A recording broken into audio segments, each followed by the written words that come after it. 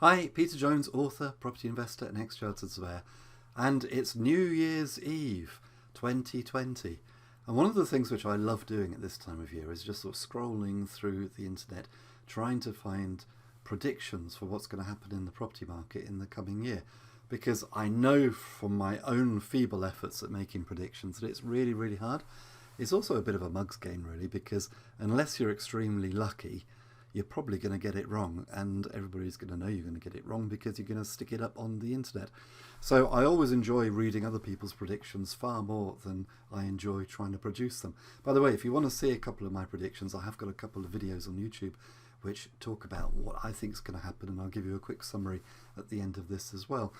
And you may remember that a month or so ago, when I was talking about property market predictions for 2021, I showed you this from Savills, and I love this. And I love this because it's got, for 2021, for every region in the country, it says 0%. Now, of course, that makes it sound like it's going to be very boring next year and nothing's going to happen. But if we work on the basis that all of these predictions are based around averages, it doesn't necessarily mean that at all, does it? For example, if it says 0% in London, that might mean, for example, that half of the properties might fall in value by 50%, whereas half of the properties might rise in value by 50%, I guess, which means it would be anything but a boring year.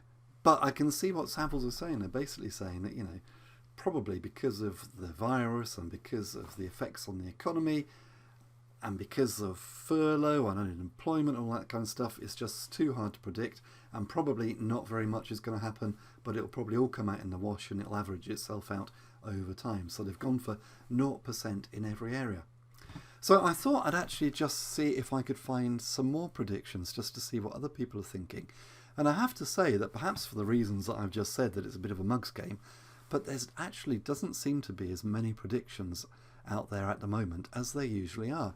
But there was this one by RightMove, and I've gone onto the RightMove website and we can have a look. RightMove, of course, are a very large property portal. Many, if not most, if not all estate agents at some stage put their properties onto RightMove, well, at least probably sort of 95% of estate agents do. And what they do say is they specifically forecast a robust 4% national average house price growth in 2021. Now that's a national average, so of course we're not quite sure what that means on a regional basis, whether that's going to be sort of London centric or whether London's going to be fairly static and we're going to see continued price rises in the north, which we pretty much have done this year. One of the things which I think has been quite interesting about 2020 is A, the fact that the property market kept moving, and B, that the north has done reasonably well this year, perhaps against all predictions. So RightMove haven't actually gone into that sort of level of detail of telling us where they think that the 4% is going to be and how it's going to be spread across the country, but it's just a national average of 4%.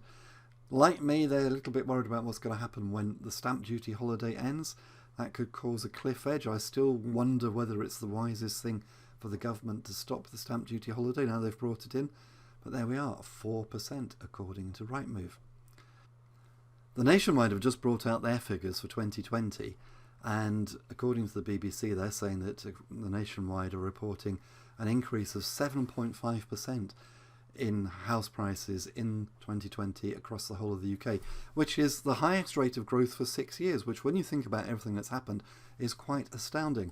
And that actually correlates quite nicely with what the Halifax were saying. They were reporting 7.6% apparently. And of course, it's really interesting because a lot of this is probably reasonably artificial. As I've said in previous videos, we don't know what's going to happen yet when furlough comes to an end. What we do know is that what we're not seeing, but it's there in the real economy, is that businesses have gone bust, which are never going to come back, that people have been made unemployed, and there are people who are going to be made unemployed who probably don't even realise that they're going to be made unemployed yet. And so whether house price increases at this level are sustainable or not, we just don't know. But it's all part of what the governments and the central banks around the world are doing in order to keep asset prices up, because the one thing which they really fear and which would compound problems terribly is if asset prices started to fall. Why are they that worried about asset prices? Because asset prices really dictate wealth. If you think about it, there's over £1 trillion worth of mortgages against residential properties in the UK. If the property market were to crash, then the banks who've actually lent all those mortgages out could effectively become insolvent in terms of their accounts if on their balance sheets they actually had lent out more than the assets which they'd lent against were now worth. The government don't want to start bailing out the banks to the tunes of billions or even trillions of pounds. We're seeing a similar story as well when it comes to stock markets. The Fed in America have been pumping trillions of dollars into the system.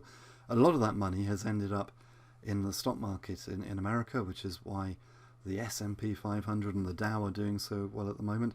And I was interested to see this article which came out today on the BBC, which says that the FTSE is at its highest since March. Well, of course, March is when the virus hit and everything sort of pretty much collapsed, crashed, and now it's come back.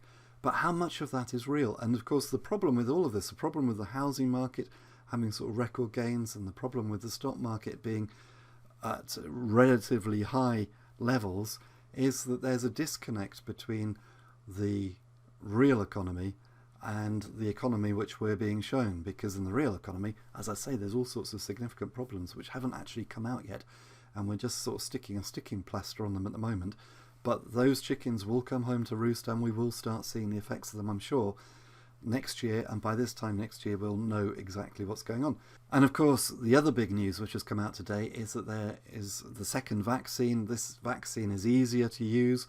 It means that the government and the NHS can speed up vaccinating people. And I guess there's going to be a number of people, a large number of people probably, who are going to think, oh, well, that's good. If we get a large proportion of the population vaccinated by the summer, if we get the most vulnerable people vaccinated by Easter, then things will be going back to normal pretty soon. Sadly, I don't think it works like that. I mean, it is good that there's a vaccine and that we can see the end of COVID. But the truth is this, that although the vaccine may control the virus, shooting the vaccine into our arm won't cure the economy. And I think that's something which a lot of people are forgetting, this idea that we're going to be going back to normal or some kind of normality. As yet, we've got no idea what that normality is going to look like. One of the big things which we're going to have to wrestle with for probably the next decade is how all of this gets paid for. And all of this hasn't actually finished yet, because we're effectively coming into lockdown 3. By the time I finish recording this video, the chances are that most of us are going to be effectively in lockdown number 3, and that's going to have financial and economic consequences. That hasn't ended yet, so it'll be very interesting to see. Anyway, the point is that, miracle of miracles, 2020 was one of the best years in property for 6 years. We will see what happens in 2021. I hope you found this video useful and informative, and if you did, then please come over to my website www.thepropertyteacher.co.uk, where you'll find loads more great property related resources, including free special reports to download and my best-selling series of ebooks, which includes the Successful Property Renovators Workshop, 63 common defects in investment property and how to spot them.